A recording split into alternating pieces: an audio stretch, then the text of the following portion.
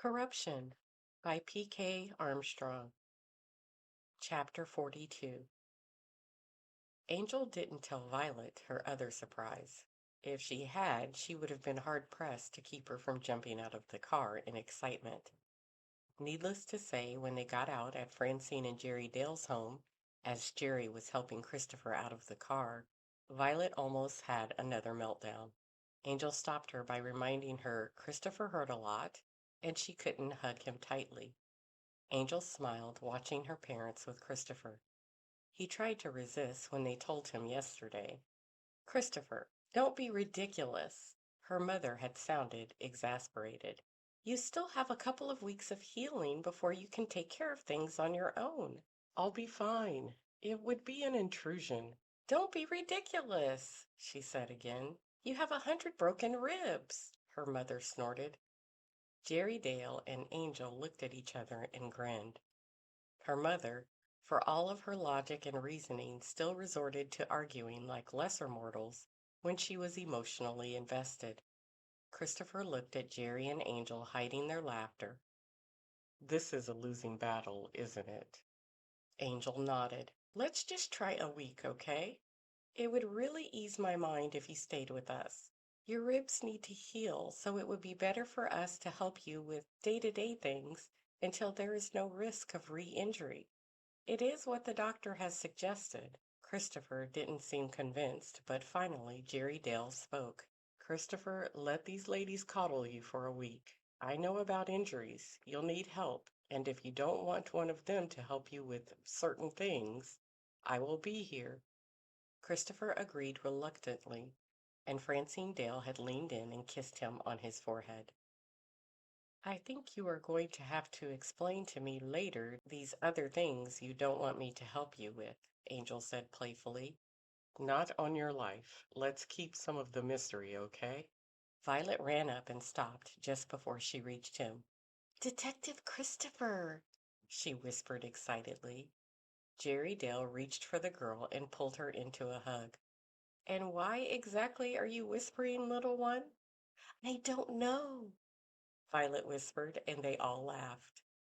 Angel had packed clothes for her and Violet and turned to retrieve them from the car. She grabbed Christopher's things she had previously collected from his townhome and walked to the door. She had just closed the front door and placed the bags on the floor when the doorbell rang. Her mom yelled from somewhere in the house, That will be Mindy! And Angel opened the door to admit her. Detective? Good to see you. Angel saw that Detective Bashinda had a large takeout bag from Frida's, a Mexican restaurant in South Fillmore. She raised an eyebrow and questioned. Your mom said Roland was coming home today and asked if I could stop by for chicken and rice soup. Francine's welcome was genuine. Come in, Mindy. Thanks for picking that up. I hope you like enchiladas, she said in a rush, grabbed the bag from Mindy, and ushered her towards the kitchen. Jerry Dale had helped Christopher to the porch where they had set up a makeshift room, moving out any excess furniture, adding a trundle her father had built to the sofa and ottoman, which created a comfortable sleeping area, which he could easily sit on. The large table was still there, which is where Francine, with Violet and now Mindy's help, was organizing their meal. Christopher, are you tired? There is a tray that slides up to the side of the couch if you want to sit up in bed and eat, and we can eat at the table. I imagine we all have a lot to catch up on. Christopher was about to protest that he could sit at the table with everyone else, but Angel could see the energy it took him to stay upright.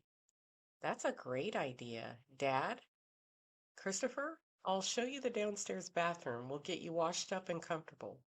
By the time Christopher and Jerry returned, they were bringing out dishes. Oh, Jerry, should we have invited Sam? Francine asked worriedly. Jerry Dale shook his head. No, I was hoping Christopher and Angel would consent to being interviewed by the newly reconstituted task force. He looked questioningly at Christopher and Angel. No problem.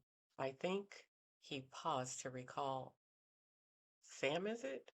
Jerry Dale nodded, and Christopher continued. I think Sam has already contacted my captain, who forwarded my reports and asked me to make myself available. Bash, coming in from washing her hands, looked at everyone uncertainly. Francine had felt that she should be included. She had done her part beautifully, and because of that, they were able to close 2 cases. She at least earned a good meal. Francine pulled out a chair and motioned for her to sit. Angel had set up the tray for Christopher near the sofa. She went to heat his soup, and when she returned with it, Violet had sat on the other side, a little way away, watching Christopher warily. Christopher, previously prompted by Angel, called to her. Violet, come here. Violet scooted over slowly, half sitting, half standing, and when she came within reach, he tugged her arm to get her closer. I told you I would be out of the hospital soon. Didn't you believe me? Violet nodded, but her chin dropped onto her chest, and she wouldn't look at him. Violet, look at me. Violet looked up. Francine, seeing she was on the verge of tears, made to go to her, but Angel stopped her. Christopher pulled Violet to him, and with his good arm, gingerly lifted her onto his lap. What is it, my girl? He whispered softly. It's all my fault. A large tear rolled down her face.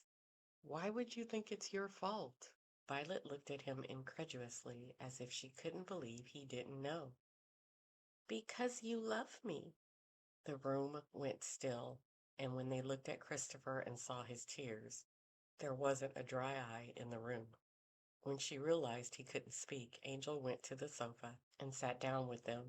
Violet, tell us what you mean. It's just that because you love me, then you will always take care of me. So if the bad man wants to hurt me, you, she motioned to Angel, could get hurt because you will always protect me. Angel and Christopher smiled at each other, and she took one of his hands and one of Violet's into her own. Violet, that's what family is all about, doing what it takes to care for, support, and back each other up. Everyone in this room would do that for each other because we love each other. We love you. After a good dinner and a lot of teasing and laughter, Violet settled enough for bed. Angel would join her later, but for now, Violet was tucked away in her old room, sleeping contentedly peaceful. Christopher was relaxed against his pillows, and Angel was next to him. Jerry, Francine, and Bash were still at the table, enjoying after-dinner coffee. After a few moments, the conversation turned to the investigations. Did you get a full confession from David Sorensen? Christopher asked. Bash nodded, putting down her coffee cup. He admitted to involvement in the kidnapping of Mrs. Stark, the assault of the attorney, Clark Kincaid, and to distract you from the investigation into the death of Simon Rain, getting someone to stalk Violet. What about Cindy Mailer and Stan Granger? Angel asked. Bash continued. Sorensen admitted to helping Stan Granger get rid of the body of Cindy Mailer's employer and using it against him. He laughed at how weak and easy to manipulate Stan was. He seemed to get, she paused, searching for the appropriate word, excited about it. Francine chimed in. Typical sociopath, identifying the weak and vulnerable and seeing exactly what they can do with them. I wouldn't be surprised if he toyed with him like a pawn on a chessboard. Angel looked at Christopher. Will your investigation go back that far? Christopher shook his head. No, we won't be prosecuting Granger for his crimes. The commission will use the takeover of the auto shop as a starting point of their criminal enterprise. Any crimes committed by the partners will be included in the indictment and, hopefully, add years to their sentences. This will include the kidnapping of Mrs. Stark. Why did they attack the attorney, Clark Kincaid? Francine asked. Bash was about to take a sip of coffee but put the cup down to answer. According to Sorensen, he was worried and more than a little irritated with Kincaid and some little joke he made. She gave Angel a doubtful look, and Angel explained. Kincaid spotted Sorensen, Vernon, and Granger near the courthouse and called them conspirators, even referring to the list. What an idiot, Christopher muttered. He had no idea what he was dealing with. He's a criminal defense attorney, Jerry Dale said, as if that was explanation enough, and they all laughed. So you think Cindy will face charges too? Angel asked hesitantly. Christopher looked at her and picked up her hand. You're worried about Violet? It's bad enough her father is going to prison. She held up her hand in anticipation of everyone's attempt to reassure her. Come on, let's face it, we all know he's going to do time. But I was hoping. She let her voice trail off, and the room became quiet. With a good attorney, she may not do any time at all, Jerry Dale stated matter-of-factly. Angel smiled. With a good attorney, she paused and looked at Christopher. Maybe Clark Kincaid could represent her. Christopher and her father groaned, and Francine admonished. Angel, what? Too soon? She replied innocently. Taking a look at Christopher's face, she decided to change the subject. Did you interview Theodore Sorensen? She asked Bash. Watched from the observation room. The captain took that one, she grinned at Christopher, whose left eyebrow had gone up in query. Since you initiated the arrest, she directed at Angel. The captain had Deputy District Attorney Adrian Baker sit in to make sure everything was going to play right in court. Teddy's attorney showed up, but he didn't last 10 minutes before Teddy threw him out.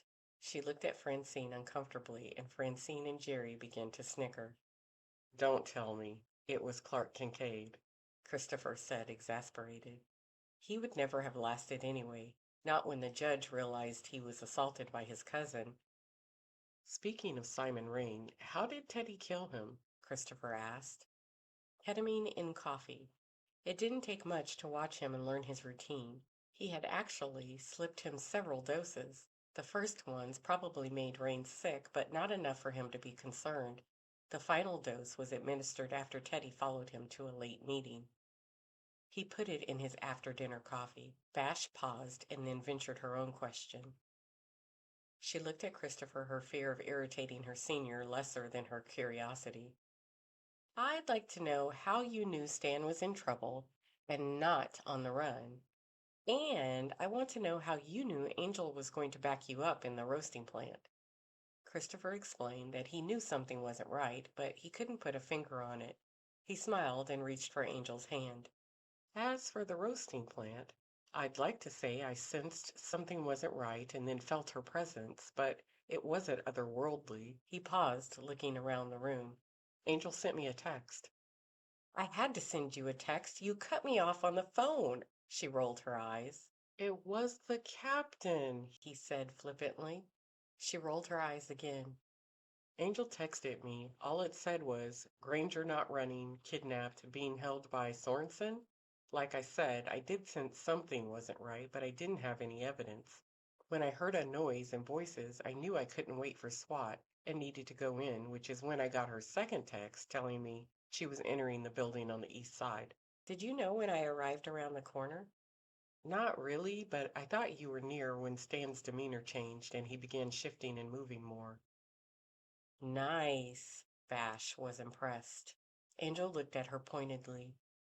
I never got to thank you for mobilizing so quickly and being there when I confronted Teddy.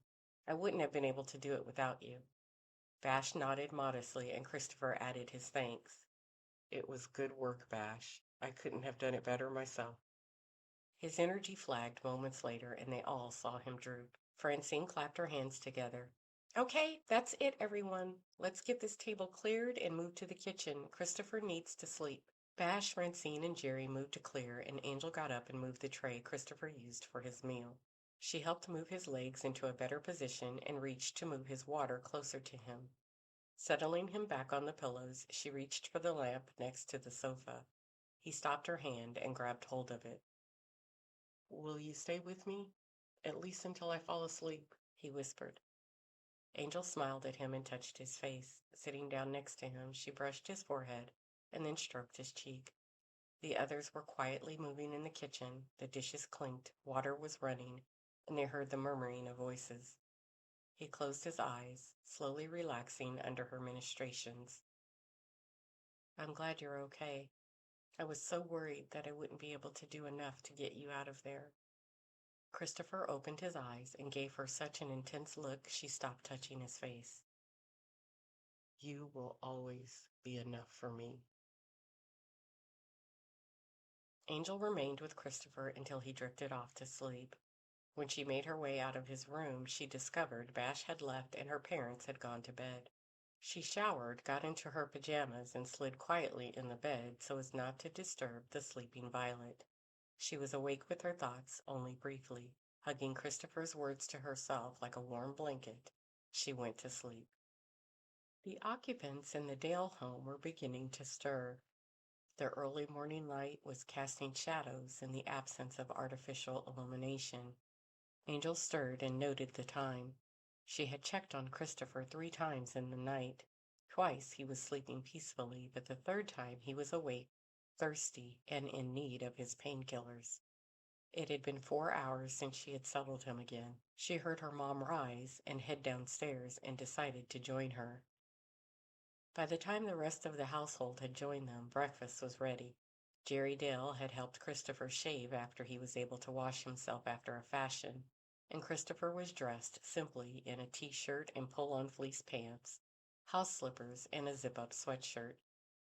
After breakfast, by mutual consent, they moved to the outdoor seating on the new patio area her father had built last summer. Violet had made her way to her swing, which had the good fortune of being the first spot in the yard to be touched by the morning sun. Angel and Christopher sat side by side on a lounger, lingering over their morning coffee. "Are you okay?" Christopher asked quietly, touching her arm. "Why are you asking if I'm okay? You are the one injured," she responded with false bravado. She looked at his disbelieving expression and gave up the pretense quickly. "Will you help me talk to Violet?" Her insecurity and vulnerability made him love her even more. He picked up her hand and squeezed it tightly. She half expected him to mock her cowardice, but his look of endearment gave her a jolt, and she grasped his hand back even harder. "Violet!" she called. "Come here!" Violet jumped off the moving swing and ran over to where Angel and Christopher sat. Angel motioned to the table where she had placed a bottle of apple juice, and Violet drank deeply before putting the bottle down and wiping her mouth with the back of her hand. "Does it hurt, Detective Christopher?" Christopher gave her a grin. "Only when I laugh, sweet Violet." Violet's eyes opened wide, and she responded gravely, "I won't make you laugh, Detective Christopher, I promise." She sat down between them, closer to Angel, still a little nervous about getting too close to Christopher and hurting him. Angel took a deep breath. "Violet, I met your parents." She paused and watched Violet, who stared at her hands in her lap. She remained silent. Angel knew this was hard. The arrival of Violet's parents in her life created doubt and uncertainty. Her mother had stressed to her that Violet was wondering where she fit in and if she would lose her new family and friends. She glanced at Christopher, who gave a slight nod of encouragement. "Would you like to know your real name?" Her contact at the county registrar's office, Lottie, was able to get a copy of her birth certificate. Angel pulled it out of her sweatshirt pocket and unfolded it slowly. "It's your birth certificate. Would you like to see it?" Violet shook her head at first, but she could see her looking at the certificate out of the corner of her eye. Angel continued, "You were born Blue Violet Mailer Granger, mother Cindy Mailer, father Stan Granger," she said quietly. Violet raised her head and looked at Angel. She started to speak, but hesitated. "Violet, you can ask me anything you want, anything, and I will answer honestly." Christopher picked up Violet's hand and held it gently. They sat like that for a moment, enjoying the morning. It would turn colder later in the afternoon, but for now the morning fog had burned off as the sun took charge of the sky. Angel always cherished early mornings when Violet was with her. Her youthful exuberance and zest for knowledge always made Angel look forward to a day of discoveries, new beginnings. Right now, however, Violet was burdened with her past and had to fight her fears. Fear was a powerful emotion that could keep her frozen in time, and no matter how much potential the day held, she would spend all her time waiting for inevitable darkness. "Are they criminals?" Violet finally asked. "They've committed some crimes, yes, but criminals?" Angel allowed her voice to fade. If they've committed crimes, doesn't that make them criminals? Violet asked curiously. Not necessarily, Christopher responded. Sometimes people make mistakes, and those mistakes are against the law. The difference being that criminals are not sorry, and they keep committing crimes, not caring who they hurt. And that's not your parents, Angel added. Do you remember how I always tell you that when you make mistakes or do something you know is bad, it's best to talk about it to me or Jerry or Francine as soon as possible? You gotta get ahead of it, Violet. She looked at Christopher. That's what Jerry told me. Exactly. Well, your mom and dad did something years ago and didn't tell anyone about it. And someone bad found out and used it against them. He told them if they didn't do what he wanted, he would tell on them. So instead of telling someone, they kept it secret and just did what the bad guy told them to do, Violet concluded, and then added in a way only Violet could. How long did they let this go on? I mean, couldn't they see things were just going to get worse? Christopher laughed and then gave a whelp at the pain. Violet looked sharply at him. I wasn't trying to be funny. Christopher, with a half pained, half amused look on his face, tried to look appropriately serious. Try not to judge them too harshly, Violet. You weren't there. Violet sighed and quieted again. She looked out at the yard at her swing, gently swaying with a light breeze. The birds that inhabited the yard were preparing for winter. Some had already taken off for the south, but Violet loved all seasons and would soon be wrapped up warmly as she collected dead leaves and pine cones for her various art projects. Do I have to meet them? She asked suddenly. Angel and Christopher looked at each other, both understanding that what Violet was really asking was whether or not she would have to leave. Angel shook her head. I think they would both like to meet you very much, but I think it may be best to let them have time to clear up their legal issues before that happens. Violet nodded her head in agreement. A squirrel darted across a branch and it broke, the squirrel and the branch landing lightly in the grass. Violet sprung up to ensure it was okay, but stopped mid-stride. Blue Violet, that's pretty cool, and headed off to check on the squirrel. Angel slid over close to Christopher, and he put his good arm around her shoulders. She refrained from snuggling against him, knowing he was still sore. They watched as Violet tried to coax the squirrel into standing up on his hind legs, only succeeding in scaring him off. She's going to be okay, Christopher said confidently. You think so? Yeah, she has you and your parents. And you.